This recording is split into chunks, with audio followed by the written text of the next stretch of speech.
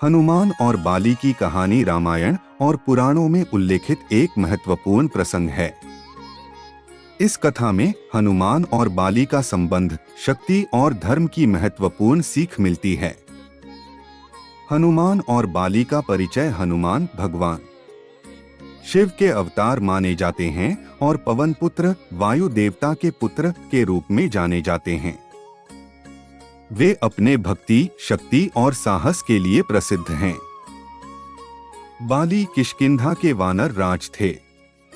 वे बहुत शक्तिशाली थे और देवताओं से वरदान प्राप्त था कि उनके सामने कोई शत्रु टिक नहीं सकता।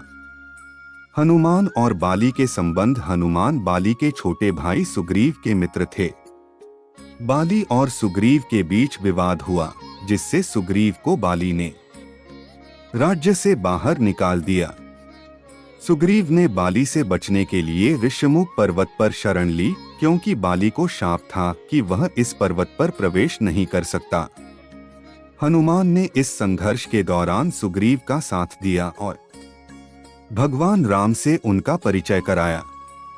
राम ने सुग्रीव की सहायता करने का वचन दिया और बाली का वध कर उसे न्याय दिलाया। बाली का अभिमान और विनाश। बाली को अपनी शक्ति पर अत्यधिक अभिमान था। जब भगवान राम ने बाली को डोट मारने का निर्णय लिया, तब उन्होंने छिपकर तीर चलाया। बाली ने इस पर भगवान राम से पूछा कि उन्होंने छिपकर तीर क्यों चलाया। राम ने उत्तर दिया, बाली ने अपने छोटे भाई सुग्रीव की पत्नी को बलपूर्वक अपने पास रखा, जो धर्म के विरुद्ध था। एक राजा का कर्तव्य है कि वह धर्म का पालन करे, लेकिन बाली ने अधर्म किया। राम ने कहा कि वह राजा के रूप में धर्म की रक्षा के लिए बाली को दंड दे रहे हैं। बाली ने अपनी गलती स्वीकार की और भगवान राम से क्षमा मांगी।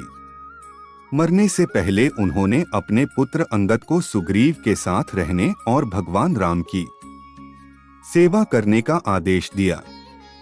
हनुमान का योगदान। हनुमान ने सुग्रीव और राम के बीच मित्रता स्थापित करने में महत्वपूर्ण भूमिका निभाई।